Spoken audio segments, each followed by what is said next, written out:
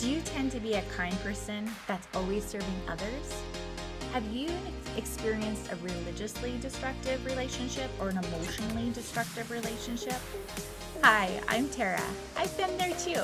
And this podcast is all about us living brighter and ever growing 1% at a time. Today is a topic that if you have kids around or teenagers, you may not want them to listen to. So I'm giving you warning right now. Do you feel like when it comes to sex, you find difficulty talking about it with your partner? Or is there some shame related to it? Well, you're not alone. And that's what we're talking about today, sex. This is going to be a good one, let me tell you. So let's just start with God's design, because God loves us, He created us, and so I think it's really great to understand what His design is for sex. It was one man, one woman, two becoming one, and that meant body, mind, and spirit, not just physically one, because in the back then they didn't separate body, mind, and spirit like Western civilization tries to do. And God designed it not just for procreation and make babies. He actually designed it to be pleasurable, which is very interesting if you think about it. Another thing I find really interesting about the whole design is that as females, we have the one organ that is just made for pleasure. It's not for any other purpose other than pleasure, and that's the clitoris. That's its only function. And that is why, if you've ever wondered, we need to be interacted with in that way on our clitoris. So it's very interesting that that is how God's designed us. And then I want to just go back because I was raised during a time of the purity culture. I don't know if some of you guys remember this, but it was like in the Christian circles where it was all about staying pure and, making sure you stayed a virgin. And it was just chalked up to such a degree and so much pressure that it definitely has some unhealthy overflows. And it's just like a lot of things that I think man tries to, add to God's stuff, is that it just gets to extremes, and the fruit of it actually wasn't good. If you see some of the people that actually started it and what things happened in their lives, it's very, very interesting. But that's what I was raised on. And the challenge with that is there was a lot of shame around sex, and there's a lot of challenges. I look at my upbringing, and it was, sex was definitely not something that it was a comfortable thing to talk about in my family. It was definitely not a talked about subject. Whereas with my kids and my teenage kids, I actually like to talk to them about sex as just a topic. And there's no topic that is, something we don't talk about. And so I actually like to talk to them about that and make it an okay topic for them to have questions and to, talk about things. But the purity culture, holy cow, that was all about, basically, sex was for your husband to keep them pure, to keep them from not looking around and not having temptation. It was definitely for the man's pleasure. It was very interesting. And then I, talked to a lot of other people about their views on sex and how they grew up. And like my husband comes from a Catholic background, and you just didn't talk about it. And, premarital sex just wasn't okay. There was definitely, if you had sex before you were married as a female, it was a one and done opportunity. And oh no. And the thing about that is that's really not how God works. Like, once you've blown it, you're just out. And that is not how God works. God's grace is so much bigger than that. And the sort of shame that was wrapped around that was not helpful. And the people that got married because they were burning with lust, it didn't serve them, because some people got married pretty quickly. And I came from a group of college students where a lot of us ended up partnering, getting married during that time, and it was at this church that again wasn't helpful in a lot of ways, and this was one of them. But it was definitely, you got married pretty quickly, because if you started having, wanting to have sex, then, that was just not okay. So that was my background, the purity culture and the challenges with that. A really good book about the purity culture and just about the Christian background with that is The Great Sex Rescue, and that is a fabulous book. I highly encourage it. it's very helpful to just understand the whole thing around it. So that's great. So with my story, it was very interesting because I was molested at 5, and it was short molestation, but it was very interesting, and I told my mom about it, definitely got that taken care of. But it was very interesting because I really think that impacted me and actually increased first of all, it got my sexual desire starting at a young age. And I had a pretty high, I would say a high sexual desire. And so I actually did choose to wait until I was married, but it was because, partly it was because I just knew once I got involved with it, I would kind of go wild with it. I just could tell that about myself. And then I just would watch my friends or people I knew around me, and it just didn't seem to serve them, and serve how they felt when they, had sex and broke up. And it was just very hard on their spirits. And so, I'm like, I'm going to just choose this I'm going to choose this. And then now talk about how it didn't always serve me either. So again, as you know, if you've been listening to my podcast with my husband, we had a wonderful dating relationship for 9 months, and then we're engaged for 3 months because got to make it quick, if you're going to stay a virgin. And on the honeymoon, it was completely a different person and completely different person moving forward, and my brain could never quite get that, but it was very apparent on our honeymoon and very apparent with sex that, there was some different things going on that were very challenging. We had very different expectations, desires, and that was really when our emotional connection was, kind of, I don't know if it just dissipated or was gone, but we had a great emotional connection when we were dating, but that just really wasn't part of his makeup, and I didn't understand, and I learned that when we got married.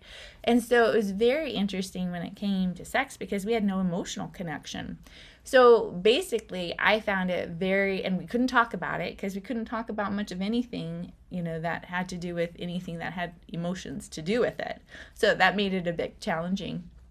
So it was very frustrating overall, I have to say, and emotionally challenging. And then I think when you have emotional challenges or disconnection, especially as a female, it was sexually very disconnecting, and it never felt intimate, which is very interesting because I think that's the exact opposite of how God designed it. And what God was referring to is a man and a woman becoming one body, mind, and spirit. And that's a very intimate thing. So it's very interesting when I look back, because I would say when I was, stayed a virgin and got married, it was very unintimate as far as sexually, and actually just the whole relationship.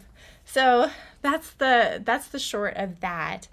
And again, I chose a divorce for my mental health and for being able to raise my children. And that was a good choice for me. The interesting thing is then you have okay, you're divorced. What do you do about sex during then? Very, very interesting, because everybody has a different view of sex. It doesn't matter if they come from a Christian background and not Christian, or where they're at with things. You really don't know someone's view until you actually have a discussion with them. And I was very surprised to learn some things, as I was a divorced person kind of navigating through this new environment and refiguring out my own priorities and guidelines and what I wanted to do moving forward. And one of the things I learned is I learned that some people have had so much sex that it was more intimate for this one guy, he told me, to actually hold hands than it was for him to have sex with someone. And I thought that was so interesting. I'm like, really? It's more intimate to hold hands. And then it was just very interesting because everyone I talked to, male or female, how they viewed sex was very, very differently. And that's what I want to really get into is we all have sexual stories. We have stories, and if we look at the beginning of our lives, to where we're at now, we have a whole series of events and thoughts and feelings around sex that really impact how we feel about our sexuality. And God actually created our sexuality, and it was good. And I have to be honest, I definitely have had to work through all of this. And that's why I wanted to do this podcast, is I want to talk about hard things. I want us to not feel this shame around it. And, it's a challenge being a human. And, we've all made choices or done things in the past that probably with our mind right now we wouldn't have done. And that's part of being human. And so I just really, if that is your situation, I really just want you to just slather a bunch of love and grace on your younger version who really was doing the best she could at the time, and really just release that shame, because God doesn't actually deal with shame at all, because shame actually constricts us. It makes us go away from God, versus like having an open conversation with God and saying, hey, let's talk about this, and this is what I'm thinking, and really talking to him and trying to understand his mind, and having that intimate conversation, intimacy with God first. And I think that's super important. So again, about our sexual stories, like for mine, it involves finding pornography very young and trying to figure out what my role is as a female, being molested, all of these things, having this, waiting till I was married, and then having it be like, oh wow, if I would have had sex with this person before I was married, I wouldn't have married him, because it really revealed there was something, like we were very distant.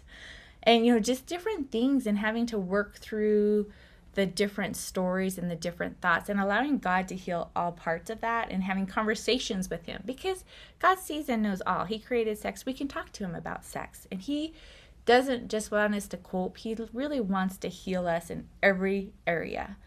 And so it's very interesting. So divorced sex. Everybody thinks about it differently. There's a whole thing of STDs to deal with, and different things I never even thought of.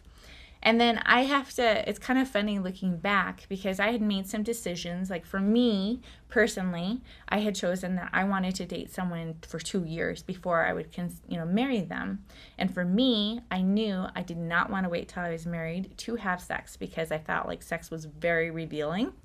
And I also wanted to be very authentic about who I was, even though it was not the background I raised my kids. It was going to be very frowned upon. I was not going to pretend I was one way and be another, because I don't think that's good for our spirits to have to pretend. And so anyways, like you can guess, your family found out what I had chosen to do. Another thing I had chosen too is I wanted to make sure, like I was 90% sure I was going to marry this person. And so that's, with Mike, I was like, gosh, I'm like 90%, after we had a relationship, I'm like, I'm 90% sure going to marry him. And I also wanted to have open, honest conversations beforehand about what he thought about sex, what his past was, and all of those things. And so that was super important to me as an individual. And I don't want you to compare that to you or anything. And I think the question would be like, what do you want? What is important to you? I don't know if you're listening to it as a single person, in a relationship, married, or wherever you're at, but it's really about what do you want, and what's important to you, and what's authentic to you. And you can understand God's great design and still, work with that. And so anyway, so I'm literally like 47 years old, and my dad comes to my house to have a sex talk, because I'm not like being outright or anything, but I'm also not going to pretend. And I just had to laugh, and I'm just like, you know what? That's actually not any of your business, and this is why I've chosen, and I'm good with that. Thank you very much. And I have to laugh in my family, because I had some sibling be very judgmental against me, and some different things. And they were the worst in their sexual past. And I have to laugh, because they were the ones most judgmental. And I do see that regularly, that some of the people in the church or in whatever that are the most judgmental are that way because they've had the biggest screw ups. But they don't own it like that. They just kind of almost, feel like they should be judgmental against you because of their own problems. And that's not okay. And that was definitely the case in my family, because unfortunately I seem to be the keeper of the secrets in the family, and all my siblings and lots of people seem to just tell me things. And so I'm very aware of some things I probably don't want to know about. But that is the story. And so definitely had some judgment, and definitely had to be like, whatever. Like I have to do what's where I'm at. That's just how it is. For me, my life was the kind girl doing the right things, being a Christian, marrying a Christian guy. And really, the relationship was very destructive to me. And I ended up in the psych ward twice, and got labeled bipolar at the time. And it was just, a very challenging, awful situation. And so we weren't going to, there wasn't mutuality in working things out. And so I chose a divorce. And then I just questioned myself. I questioned all the whys and questioned my beliefs that got me there, and all of my people pleasing and my serving, and really had to rediscover myself and healthy relationship with God and myself and others. And it was a process. So I created the Unravel notebook, and that was the process that helped me go from that situation to living a life abundantly as a realtor and a life coach, and really thriving in a beautiful marriage. And that's what I want to help others do as well, and create their life by intention to live brighter one day at a time. And anyways, so that's a very challenging time. I think the most important thing, like when you're divorced, is to really think about like what you want it to look like, and get at peace with your sexual story, and decide for yourself what you want. And that could be very different for different people.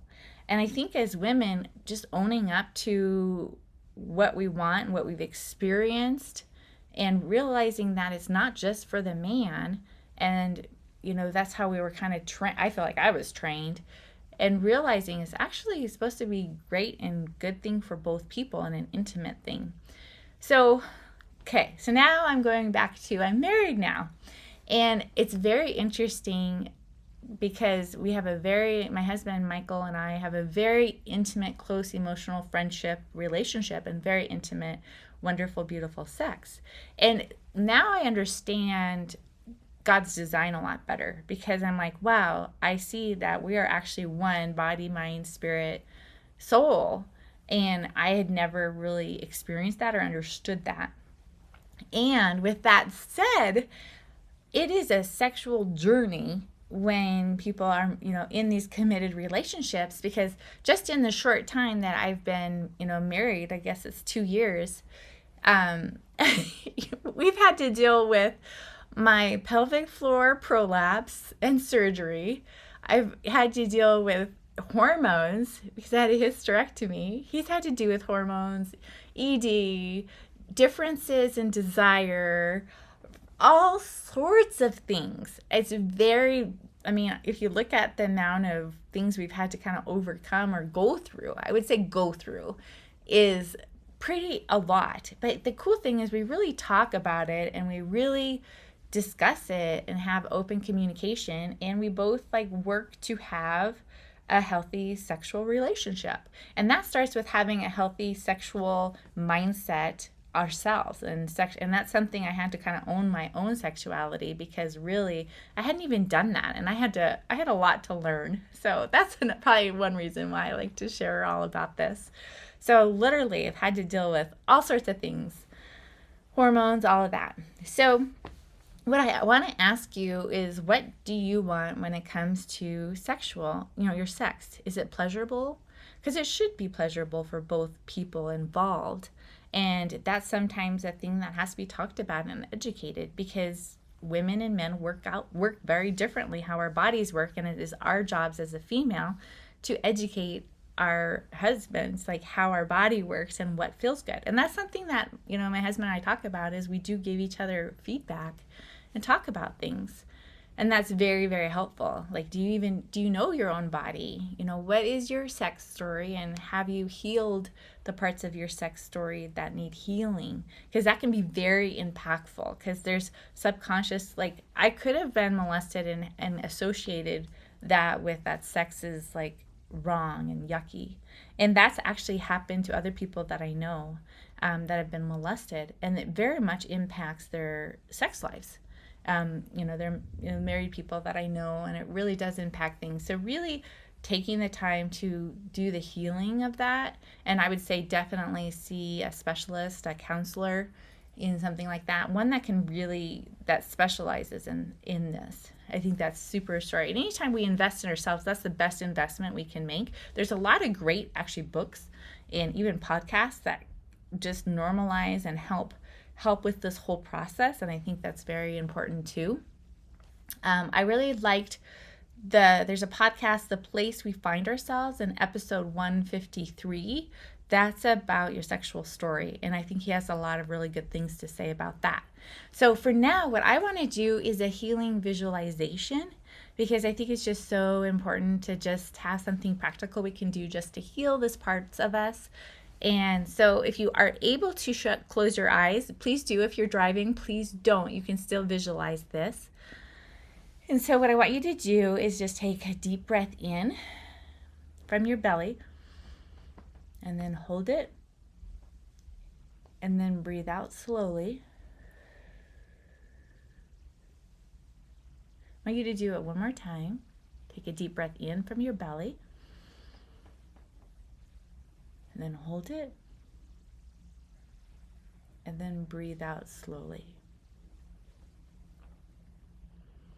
Now I want you to think about some lessons that you've gotten from your sexual past, and just figure out what you learned from your experiences. So look at your experiences, but not with judgment or criticism, but curiosity and just wanting to learn something from it on what works for you and how you want to proceed.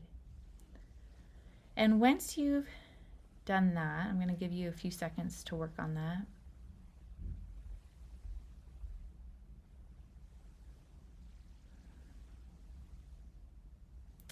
I want you to go to the same scenes and give yourself grace and give yourself some comfort in the past, and just knowing that you really were doing the best you could do with what you knew and where you're at. So just do that and give a full acceptance to your younger version, and send that younger version, that young girl, some love, or middle age, or whatever age, just send that person some love.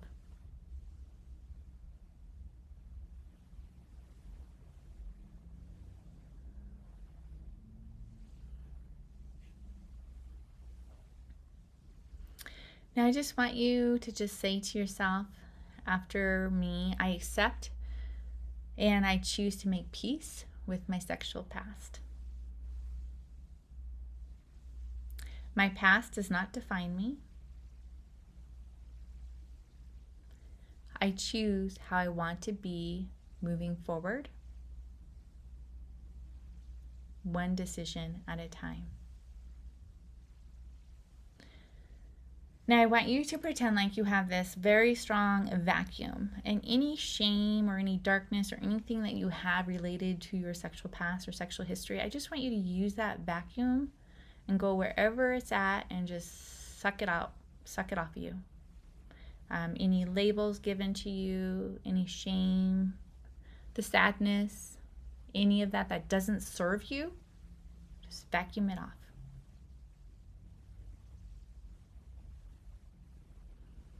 And then visualize sending that vacuum way out into the universe, or sending it out and blowing the vacuum up, whichever you want to do.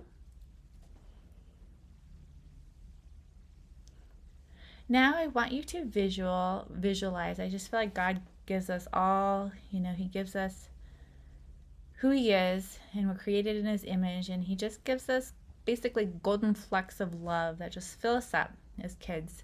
And we sometimes give those away, those golden flecks, and they aren't well received, and they are not understood, and they're hurt or trampled. I want you to visualize places where you feel like that was hurt, trampled, anything. And I want you to just visualize those golden flecks now coming all back to you from the different sources, any labels. Just visualize all the golden flecks coming back to you and filling you up with love and light.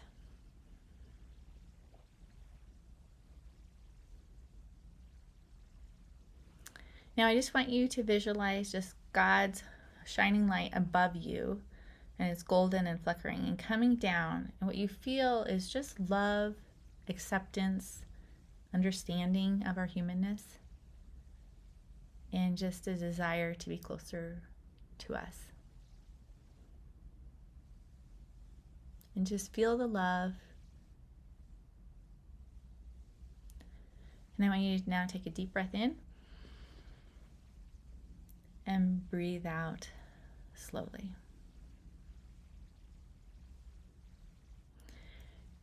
So make it a great day. I believe in you. I believe in me. And let's just grow 1% at a time and heal 1% at a time. Make it a great day.